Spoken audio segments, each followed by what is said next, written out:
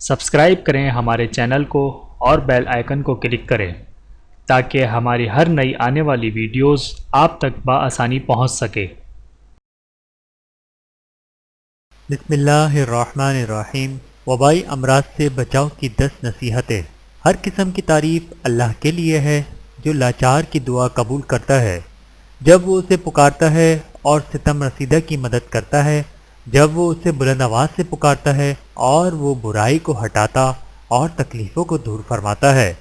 اسی کے ذکر سے دل زندہ رہتے ہیں، اسی کے حکم سے معاملات وجود میں آتے ہیں، اس کی رحمت سے کسی ناپسندیدہ چیز سے چھٹکارا ملتا ہے، اسی کی حفاظت سے ہر چیز کو حفاظت ملتی ہے، اسی کے آسان کرنے سے امیدیں حاصل ہوتی ہیں اور اسی کی اطاعت کی بدولت سعادت حاصل ہوتی ہے۔ اور میں گواہی دیتا ہوں کہ اللہ کے علاوہ کوئی سچا معبود نہیں، وہ اکیلا ہے، اس کا کوئی شریک نہیں، وہی تمام جہانوں کا رب ہے، اگلے اور پچھلے سب کا رب ہے، اور وہی آسمانوں اور زمینوں کو قائم رکھنے والا ہے۔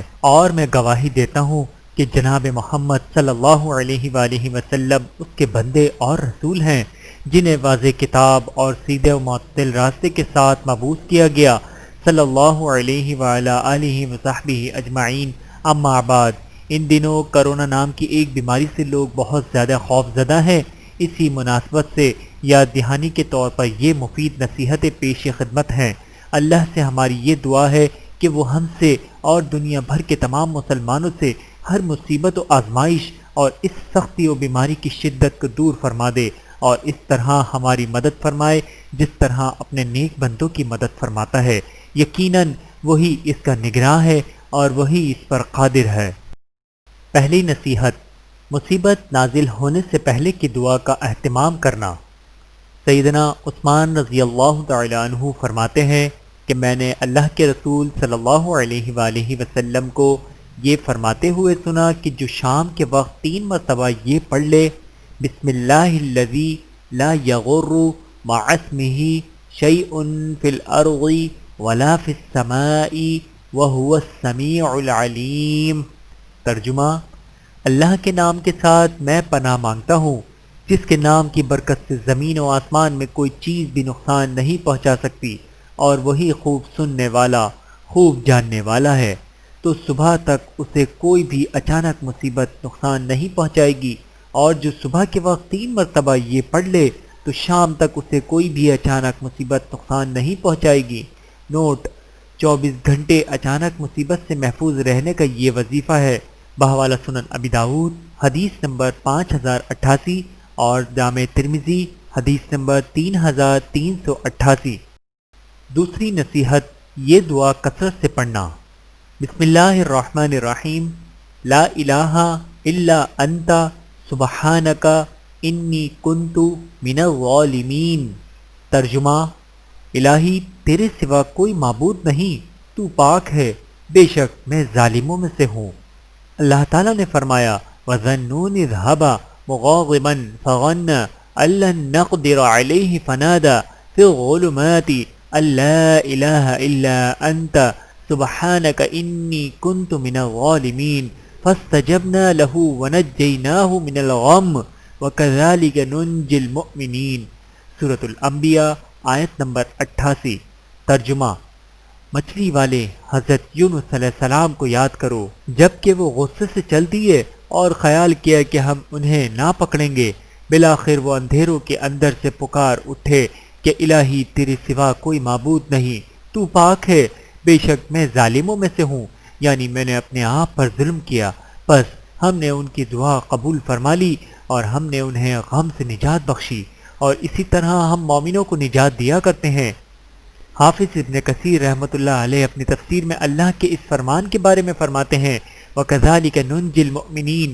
ترجمہ، اور اسی طرح ہم مومنوں کو نجات دیتے ہیں کہ جب وہ مصیبتوں میں ہو اور توبہ طائب ہو کر ہماری طرف رجوع کرتے ہوئے ہمیں پکاریں، اور خاص طور پر جب وہ مصیبت کی حالت میں اس دعا کے ذریعے پکاریں۔ پھر ایک حدیث ذکر کی ہے کہ نبی کریم صلی اللہ علیہ وآلہ وسلم نے فرمایا، دعوت ذی النون اذ دعا وهو فی بطن الحوت لا الہ الا انت سبحانک انی کنت من الظالمین فإنه لم يدع بها رجل مسلم في شيء قط الا استجاب اللہ لہ۔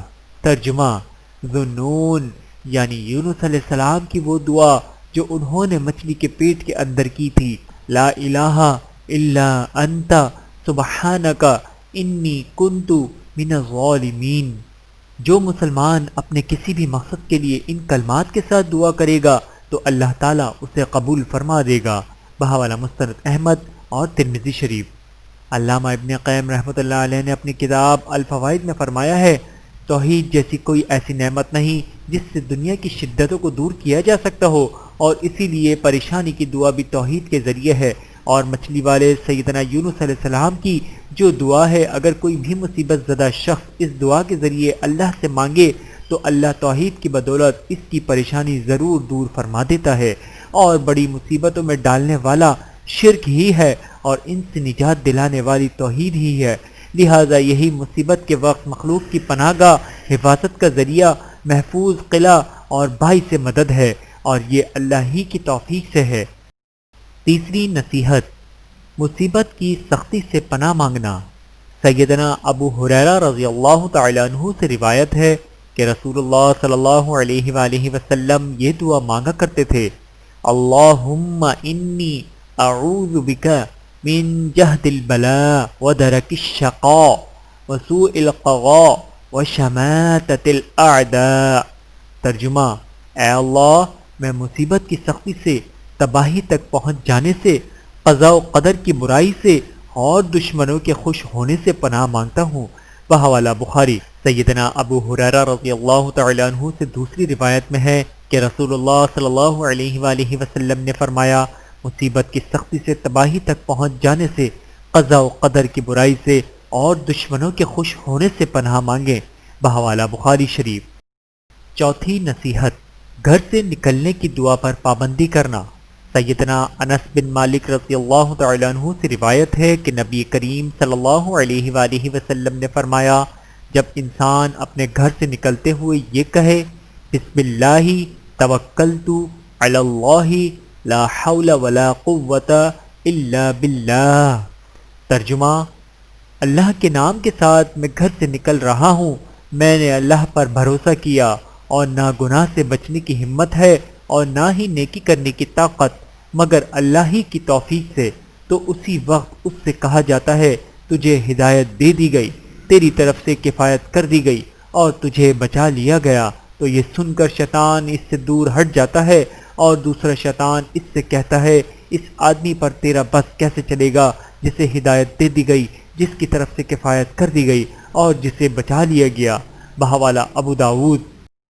پانچویں نصیحت، صبح و شام اللہ سے عافیت مانگنا۔